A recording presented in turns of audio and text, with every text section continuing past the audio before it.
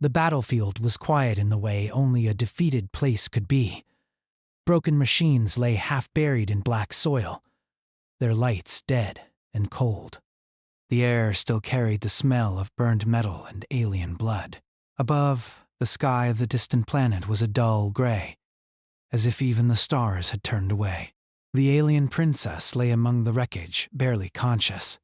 Her armor was cracked open along her side, dark blue blood drying against the silver plates. One of her long arms was twisted at an angle that made movement impossible. Every breath sent sharp pain through her chest. She had tried to crawl after the others, but her strength had failed long before her will did. They had left her. Not the enemy, not the invaders, her own people. Hours earlier, she had stood before them, commanders, nobles, generals, arguing that the rebellion could still succeed if they protected the frontier worlds instead of sacrificing them. She had spoken loudly, passionately, refusing to stay silent like a proper princess. When the counterattack failed and panic spread, her defiance became a reason. "She slows us down," one commander had said. "She is wounded," another replied. But his voice had been weak. "She chose this path," a third decided. "Leave her." "We must save what remains." And so they did. The evacuation ships lifted into the sky without her. No final glance, no mercy. Now she lay alone, her body sinking into the cold ground. Her species was known across the galaxy for strength, intelligence, and pride. But none of that mattered when survival demanded cruelty. Her vision blurred. She thought of her home world, of tall crystal towers and warm suns. She thought of her mother, long dead. She thought of how rebellion always demanded a price. "This is how it ends," she whispered in her native tongue. Her life support implant flickered weakly. Power was nearly gone. Even if help came, it would be too late. The galaxy moved on. Far above the ruined battlefield, a small human ship slipped out of faster-than-light travel. It was old, scratched, and unimpressive. Its hull carried the markings of no great fleet, only faded human symbols and warning stripes. Inside, a human named Elias Mercer studied a quiet sensor screen. "Strange," he muttered.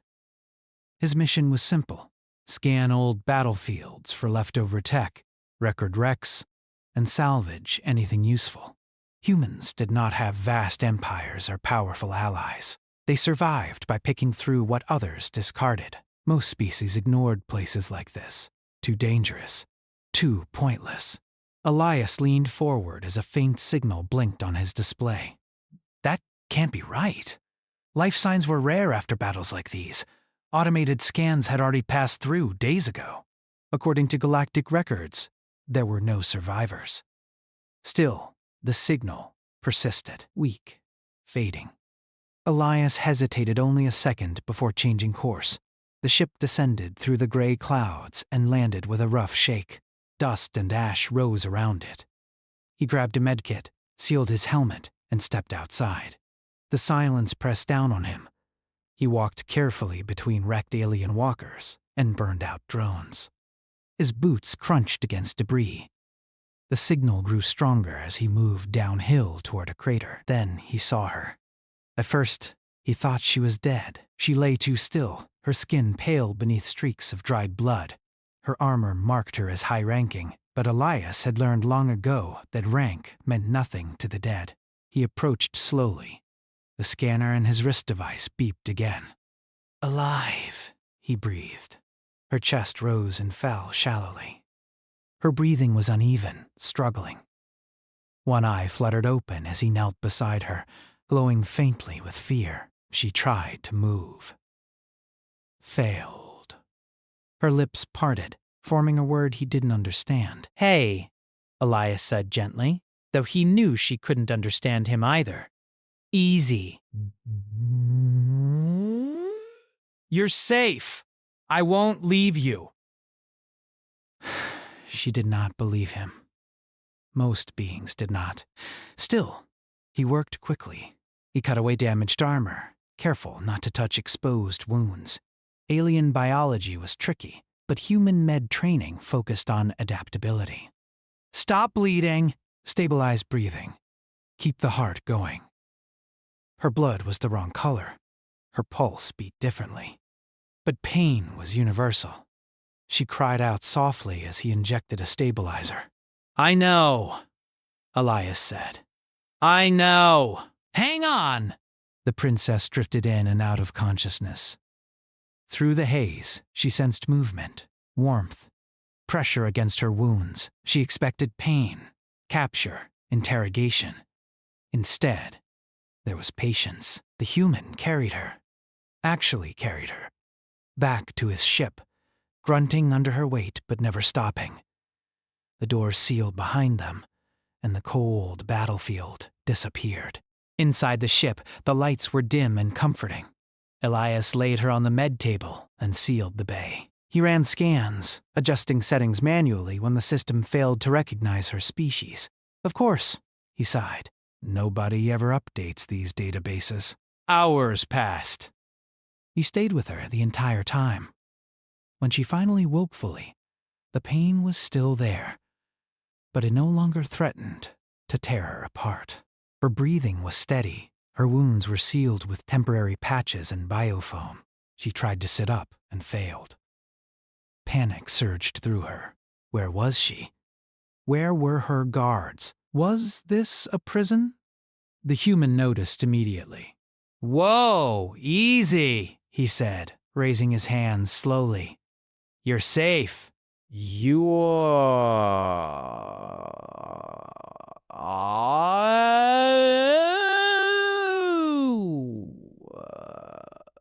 She stared at him.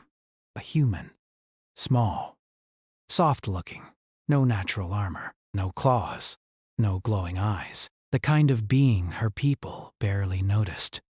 Her translators activated weakly. You are human, she said. Yes, Elias replied. That's usually how that works. Her eyes narrowed. Why am I alive? He frowned. Because you are breathing.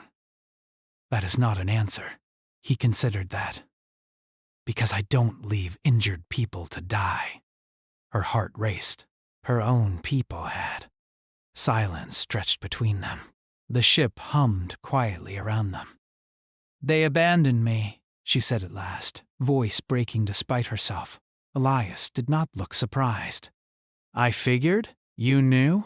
I guessed, he said. Battlefields don't empty themselves. She turned her face away, shame burning hotter than pain. I was a burden. No, Elias said firmly. You were wounded. She looked back at him sharply. Humans were not supposed to speak like that. You risked your life for me, she said. I've done worse for less. Outside the ship, long-range sensors detected movement. Alien patrol vessels entered the system, scanning for signs of survival. Elias did not see them yet. The princess did.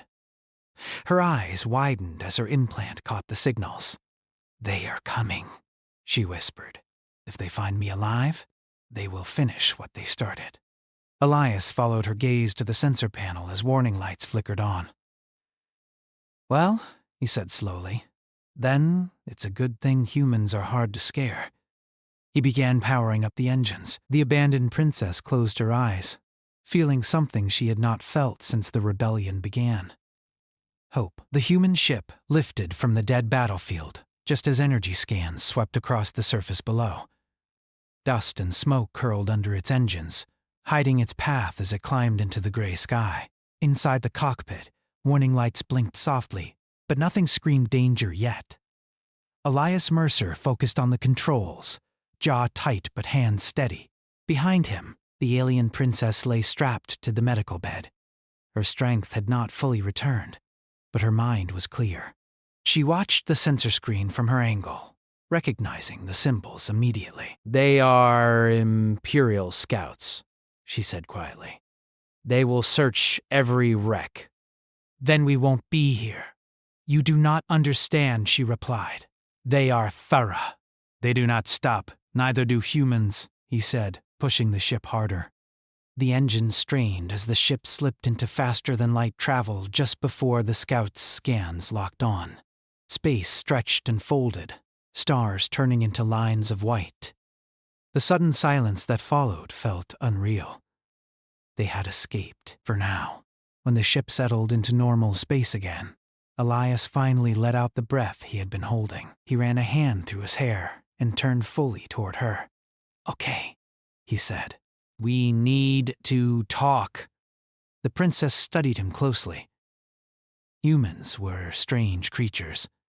They moved with confidence but spoke casually, as if danger was only an inconvenience. "You saved me," she said. That makes you my enemy's enemy. Not how I see it, Elias replied. I saw someone hurt. "I helped. That choice may cost you your life." He shrugged again.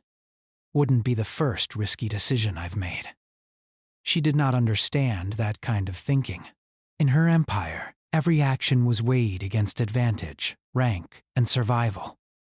Compassion without reason was seen as weakness. "And yet," she said softly, "it saved me." Elias turned back to the med console. "You need rest." "Your body's healing, but it's still fragile." "My body is stronger than it appears," she said. "My position is not." He paused. "You're royalty, aren't you?" She did not answer immediately. Then she nodded. "A princess of the Valeri Dominion. Where I was." That explains the armor, he said, and the fact they were so eager to erase you. Her hands clenched. "I opposed them. I spoke against the Council's decisions." "I demanded protection for outer systems they were willing to sacrifice." "And that made you inconvenient." "Yes." Silence filled the cabin again. Elias finally said, "Humans know a thing or two about inconvenient people." She looked at him. "Your species is considered minor, weak, easily ignored." "We get that a lot." The ship changed course, heading toward a forgotten region of space. Elias avoided known trade lanes. He knew better than to trust that escape meant safety. Hours passed. The princess slept again, her body forcing rest upon her. Elias stayed awake, checking systems, scanning space, watching her condition. When she woke next, the pain was less sharp. She could move her fingers freely. The ship's artificial lights mimicked a gentle day cycle, something Elias had programmed long ago to keep himself sane during long missions. "Human," she said. "Elias," he corrected. "That's my name."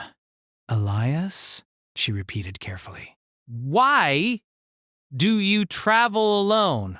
He considered the question. Because it's easier. "And because humans don't have many friends out here." "You are not part of a fleet?" "Nope. Independent operator." She tried to sit up again and succeeded this time. Elias watched closely, but did not stop her. My people would never allow a lone pilot, she said. They believe survival requires hierarchy. "Sometimes it does," Elias replied. Sometimes it just requires stubbornness. She almost smiled. Almost. The ship's sensors suddenly chimed. Elias frowned and leaned closer to the screen. "Great," he muttered. "What is it?" she asked. "Long-range scans. Imperial ships. Not scouts. Something heavier." Her expression hardened. "They are hunting me." "Us," Elias corrected. He adjusted course again, pushing the ship toward an uncharted system filled with debris fields and unstable gravity pockets. That region is dangerous, she warned. "Navigation data is unreliable." "Perfect," Elias said. "Nobody follows humans into places like that." The ship entered the debris field, metal fragments and frozen wreckage drifting like ghosts. Elias maneuvered carefully, weaving through tight spaces that larger ships could not safely enter. Behind them, The Imperial vessels slowed. They hesitate, the princess said, watching the scans. They don't like uncertainty, Elias replied. Humans live in it. One Imperial ship attempted pursuit and clipped a drifting wreck. Its shields flared as it backed off. The others followed suit, choosing caution over capture. The princess watched in disbelief as the enemy ships turned away. They let us go. For now, Elias said. Never assume fear means mercy. The tension slowly eased. The ship exited the debris field and settled into quiet space once more. The princess exhaled deeply. You should not involve yourself further, she said. If you leave me on a neutral world, they may stop chasing you. Elias turned to face her fully. His voice was calm, but firm. I don't drop injured people into worse situations. I am more than injured, she said. I am a threat to my own empire. Sounds familiar, he replied. She tilted her head. To you. To humanity, he said. We questioned the big powers. We refused to stay quiet. That made us dangerous. Her gaze softened. Your species survived. Barely, Elias admitted. But we learned something important. What? That being small doesn't mean being powerless. The princess looked down at her hands. Once, they had commanded fleets. Now, they trembled slightly. My people believe strength is control, she said. You believe strength is choice. Something like that, Elias said. The ship continued onward, carrying them deeper into unknown space. Neither of them noticed the silent beacon still embedded in the princess's damaged armor, flickering weakly, but not dead. Far behind them, a single Imperial signal pulsed. The hunt was not over. The ship drifted into the shadow of a dead moon, its surface cracked and lifeless. Elias powered down most systems, leaving only minimal energy running. In deep space like this, silence was safety. Inside, the alien princess stood on her own feet for the first time since the battlefield. She moved slowly, carefully, but she stood. The pain was still there, dull and deep, yet no longer controlling her. You should be resting, Elias said, watching her from across the cabin. I have rested enough, she replied. My body heals faster than yours. I've noticed, he said. Doesn't mean you're ready for trouble. Trouble has already found us. She looked toward the small viewport, where the broken moon filled half the view. For a long moment, neither of them spoke. Finally, she said, This place? Why here? Old human listening post, Elias answered. Abandoned decades ago. Nobody cares about it. Which makes it perfect. The ship docked with a faint metallic echo. The outpost was little more than a hollowed rock reinforced with metal, but its structure was intact. Inside, dim lights flickered to life as Elias activated emergency power. Dust floated in the air. This place is primitive, the princess said, scanning the room. Reliable, Elias corrected. Human stuff usually is.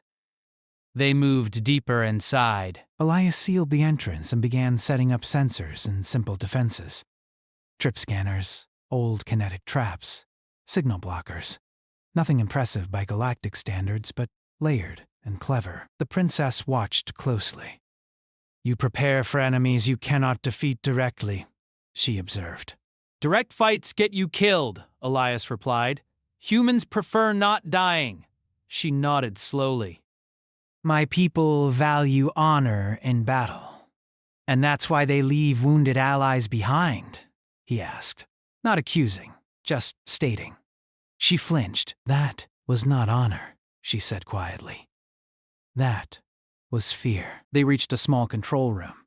Elias finally sat, exhaustion catching up to him. The princess remained standing, her thoughts heavy. Elias, she said. Yeah? There is something you should know. He looked up. I had a feeling you'd say that. She took a breath. The rebellion was never meant to fail. It was designed to be crushed. His eyes narrowed. Explain. The council allowed it to grow, she said. They needed an excuse to tighten control, to remove rivals, to show the Empire that resistance was useless. So you were bait. Yes, she said.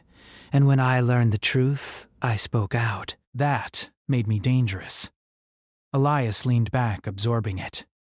Classic power move. You are not surprised. Humans have done worse to themselves, he said. Power hates being questioned. She met his eyes. If I am captured alive, they will silence me forever. Not happening, Elias said flatly. You cannot protect me from an empire. Watch me try. For the first time since her rescue, the princess laughed softly. It surprised both of them. You are strange, she said. Occupational hazard. Hours passed. The princess rested while Elias monitored sensors. Space remained quiet. Too quiet. Then a warning tone chimed. Elias stiffened. That's not good. What is it? She asked, moving to his side. Signal ping, long range. Someone sweeping this area. Her implants suddenly flared with pain. She gasped and staggered. Elias caught her. Hey, what happened? There is a beacon, she said through clenched teeth. In my armor. Emergency tracking. Can you disable it? I thought it was destroyed, she said. It must be damaged. Not dead. Elias swore under his breath. Okay.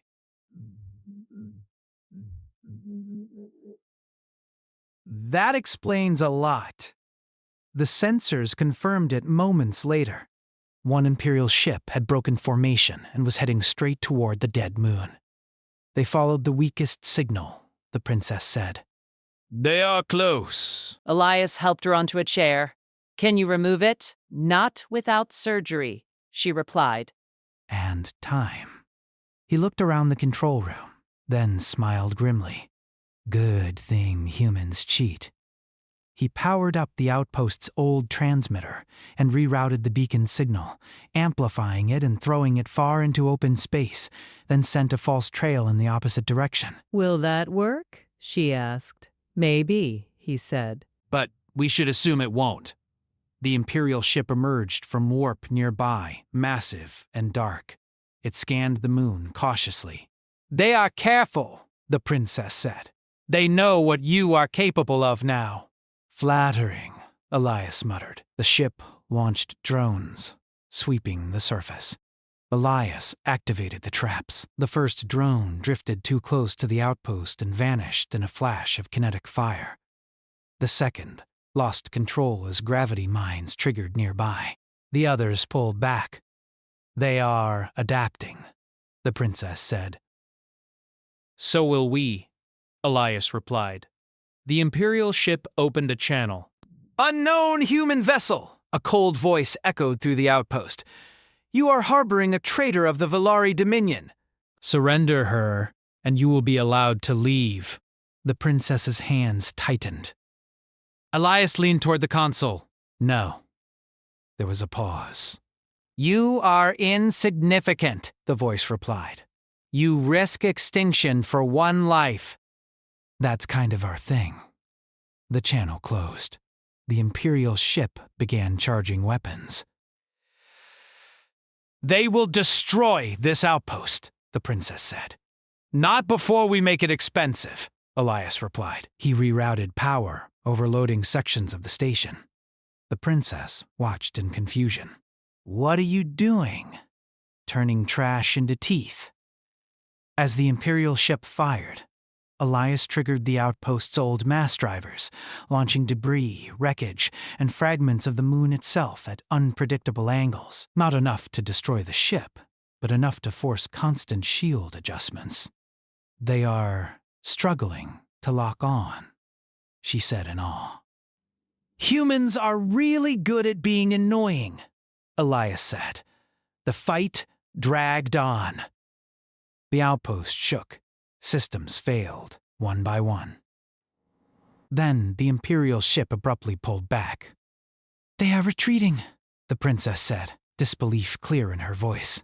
Not retreating, Elias said, watching the scans. Repositioning. Another signal appeared. More ships. Her shoulders slumped. "This ends here." Elias looked at her, really looked at her. "No," he said. "This is where it changes." He opened a secure human channel, one rarely used.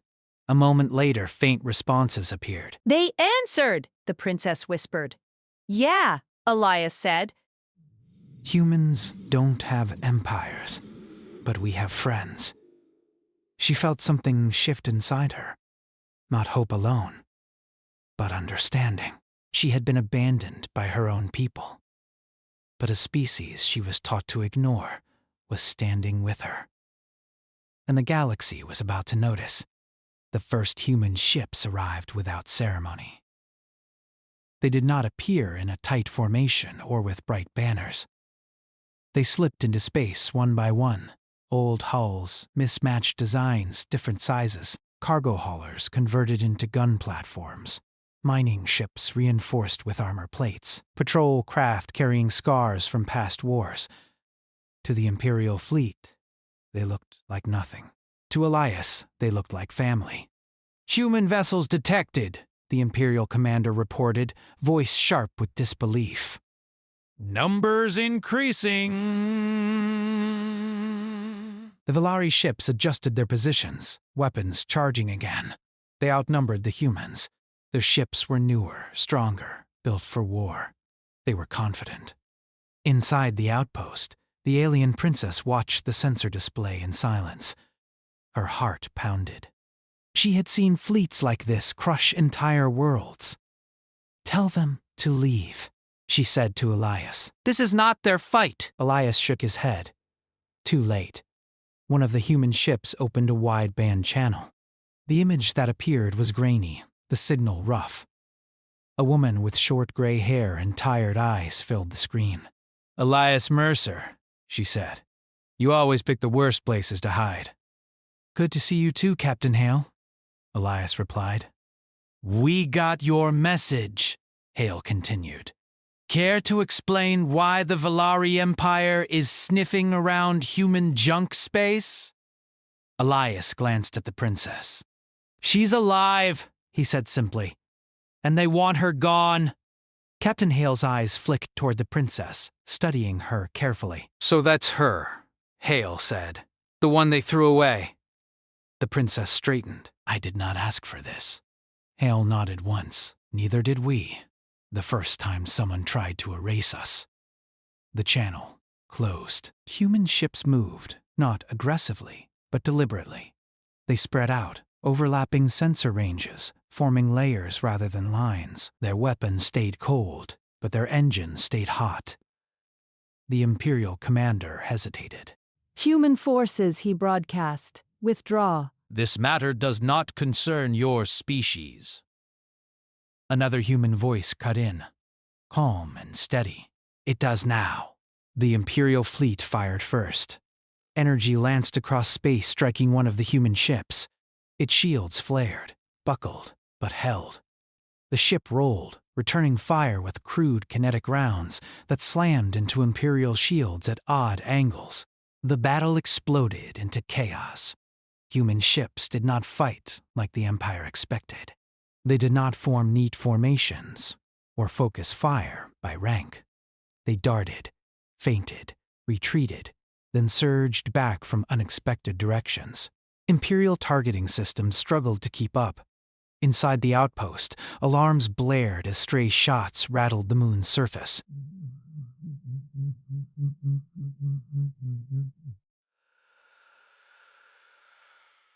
"They are using you as bait," the princess said, watching the battle unfold. "No," Elias replied. "They're using uncertainty." The Imperial ships began taking damage. Not fatal, but embarrassing. Systems overloaded. Shields flickered. "This is inefficient," one Imperial officer said. We should withdraw and return with reinforcements. The commander's jaw tightened. No. We've finished this. He turned his attention inward, opening a secure channel. Release the evidence. Across Volari-controlled space, hidden files activated. Carefully edited footage began to spread, showing the princess as a traitor, a liar, the cause of the rebellion's failure. Images of her wounded body left behind, framed as proof of her weakness. The galaxy watched. Inside the outpost, the princess felt the shift immediately. Her implant flooded her with data, messages, broadcasts, accusations. They are rewriting the story, she whispered. Elias frowned. Let me guess. They're blaming you. Yes, she said. They always do. For a moment, the weight of it threatened to crush her. Everything she had fought for, twisted into a warning example. Then Elias did something unexpected. He opened a human broadcast channel. What are you doing? She asked. Fixing the record, he said. The signal went wide, far wider than Imperial channels. Human networks were messy, unregulated, interconnected in ways most empires found annoying. Elias spoke plainly. They left her to die, he said. I found her on a battlefield your sensors already cleared. She wasn't rescued. She was abandoned. He shared his ship logs, medical scans, timestamps, raw, unedited data. Human ships relayed it. Independent traders picked it up. Neutral stations replayed it. The truth spread faster than the lie. The princess stared at the screen, stunned. You would expose yourself like this. Humans hate bullies, Elias replied. Especially when they pretend to be clean. The Imperial commanders snarled as reports flooded in. Public opinion is shifting, an officer said. Neutral systems are questioning our narrative. Then silence them, the commander snapped. Imperial weapons surged again, this time targeting the outpost directly. Elias reacted instantly, pulling the princess back as the station shook violently. Sections collapsed. Power failed. They will destroy everything, she said. Elias activated the final measure. The outpost's main transmitter flared to life, broadcasting the princess's signal, not as a target, but as a voice. I cannot, she said. They will twist my words. Not if you speak clearly, Elias said. Not if you speak like a person, not a symbol. The station trembled again. She took a breath. The broadcast went live. I was abandoned, the princess said, her voice steady despite the chaos, not because I was weak, but because I spoke against cruelty. My people taught me strength meant control. A human showed me it can also mean compassion. Her image appeared across dozens of networks. I do not ask for war, she continued. I ask for truth. Look at who left me behind. Look at who saved me. Silence followed. Even the battle slowed. Imperial ships hesitated as hesitation spread through the ranks. Some pilots powered down weapons. Others pulled back. This is unacceptable, the commander snarled. Continue the assault. But his fleet no longer moved as one. The human ships pressed the advantage, not with overwhelming force, but with presence. They held their ground. Finally, the Imperial commander gave the order to withdraw. Not because he was defeated, but because the cost had become too visible. As the Volari ships jumped away, the battlefield fell quiet again. Inside the broken outpost, Elias slumped against a console, exhausted. The princess stood beside him. They will not forgive this, she said. Good, Elias replied. Means they noticed. She looked at the human ships holding position around them, guarding, waiting. They came for you, she said. He smiled faintly. They came because you mattered to one of us. The princess closed her eyes. For the first time since the rebellion began, she did not feel alone. The Empire had tried to erase her. Instead, they had revealed something far more dangerous. Humanity was no longer watching from the edges, and neither was she. The galaxy did not remain silent for long. The princess's broadcast had gone viral across multiple star systems. Independent stations, traders, even rival factions who had once ignored the Valari Empire now spoke her name. They whispered of the human who had saved her, of the abandoned princess who had survived against impossible odds. In the outpost, the alien princess paced slowly. Her mind raced as the reality of the situation settled over her. The rebellion she had led, or tried to lead, was no longer a secret to the galaxy. What had once been whispered in fear was now visible to anyone who cared to watch. Elias sat at the console, adjusting communications and monitoring reports from human ships. He had not slept in nearly a full cycle, but he seemed calm in a way that frustrated the princess. They will retaliate, she said. Even if they cannot reach us now, they will strike later. You have drawn attention to yourself and to me. Elias did not look up. And what if they do? They will destroy you. He leaned back and smiled faintly. That is what they think. Humans survive worse.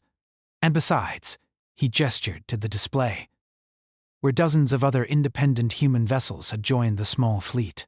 I am not alone. The princess studied him, incredulous. They follow you willingly? Humans who are so often cautious, risking themselves for someone they barely know. Yes, he said simply. We protect those who cannot be protected alone. Sometimes that includes you. Her thoughts turned inward. She had been taught her entire life that strength was measured by control and fear. Yet here was a species she had once ignored, showing her that courage, compassion, and choice could be stronger than any fleet or weapon. She realized that the humans had given her something no Imperial army could, a chance to define her own path. I do not understand your species, she admitted. You don't have to, Elias said. Just pay attention. Over the next cycles, the Valare Empire attempted to respond. Their diplomats sent messages demanding her surrender. Their intelligence officers sent spies and covert teams to locate the hidden outpost. But every attempt met resistance. Human ingenuity, clever deception, and the stubborn determination of the princess herself. She had learned from Elias how to anticipate enemy tactics, how to use limited resources in clever ways. She worked tirelessly alongside him, repairing systems, setting traps, and sending false information. It was a far cry from commanding fleets of her own species, yet she found satisfaction in small victories. Each successful trick against the Valari Empire strengthened her resolve. One day, the sensors lit up with activity. A large Valari fleet appeared near the border of human-protected space. It was more ships than she had ever seen assembled in one place, a show of force intended to intimidate her into submission. They are preparing for war, she said, watching the displays. They are, Elias replied. But humans do not fight like the Valari. We adapt, we surprise, we survive. For the first time, she began to feel, not fear, but confidence. The human had saved her body once. Now, he was showing her how to save her life and her cause. Together, they began to coordinate a plan. The human fleet would block and distract, while she used covert transmissions to rally suppressed factions within the Empire. She became a symbol, not only to humans and the independent worlds, but also to those inside her own empire who had lost hope. Messages from systems previously loyal to the Valari crown began appearing in her channels, pledging support quietly. Merchants, explorers, and even minor military commanders joined the cause, inspired by the courage of a princess who had refused to die alone, and by a human who refused to leave her. You have changed everything, she said to Elias one night as they watched the stars pass beyond the viewport. I thought I was powerless. They tried to erase me. And yet, here you are. Elias finished for her. Yes. She said softly, and it is because of you. He shrugged. You did the hard part. I just made sure you stayed alive long enough to do it. Her eyes met his, and in that moment, she understood something profound. It was not just human courage that mattered. It was trust, loyalty, and the willingness to act when all others had given up. These were strengths no empire could easily suppress. The Valari Empire tried again to negotiate, but it was too late. The story had shifted. Across the galaxy, beings of countless worlds spoke of the princess who had been abandoned and of the humans who had refused to let her die. The Empire could not erase the truth this time. Finally, the princess made her move. With Elias and the human fleet at her side, she broadcast her message directly to the Valari command. Her voice was calm, firm, and filled with authority no one expected from a wounded, abandoned princess. I speak not as a subject, nor as a rebel, she said. I speak as one who survived your cruelty. I was left behind to die. I have been saved by a species you considered unworthy, and now I stand with them, and with all who refuse to be silenced. You may try to erase me again, but the galaxy will see your actions clearly. Silence followed the transmission. Then static. Then reports began coming in. Worlds that had once submitted quietly now questioned their allegiance. Fleets loyal to the crown hesitated. Even within the Empire, fear of exposure slowed decisions. Elias smiled faintly as he watched her rise from the console, her posture proud, her gaze steady. Looks like your empire learned something, he said. The princess nodded. Not them. She said, we have learned. The galaxy has learned. And it was true. The narrative had changed. She was no longer the abandoned princess, a pawn left for dead. She was a symbol of survival, courage, and the power of humans working alongside her. The galaxy would never underestimate either of them again. She turned to Elias. You have shown me strength beyond what my people taught. You have shown me what humanity can do when it refuses to stand aside. And you've shown me, he said quietly, that even the strongest need help sometimes. That even one life, protected, can change the course of history. She looked out at the stars, their light streaking past the viewport. For the first time since the rebellion began, she felt hope without fear, power without obligation, and freedom without chains. Together, the princess and the human prepared for the next chapter, not of war, but of rebuilding, of alliances, and of showing the galaxy that abandoning the weak only made them stronger. The Empire might still try to erase them, but they had learned that humans do not stay silent, and the princess was no longer alone. The human fleet held formation around the outpost. The princess's broadcast continued to ripple through space. Messages of support and curiosity arrived from worlds that had once turned their eyes away. Slowly, systems that had feared the Empire now reached out, offering resources, intelligence, and courage. The Valari could not ignore it. Their control was slipping. They had underestimated humans before, and they had underestimated the power of truth. In the quiet moments aboard the outpost, the princess finally allowed herself to rest. Elias sat beside her, monitoring systems and ships, but not interrupting.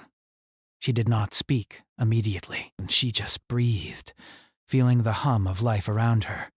The ships, the humans, the worlds that were beginning to listen. Finally she spoke, her voice soft but firm. I am not who I was.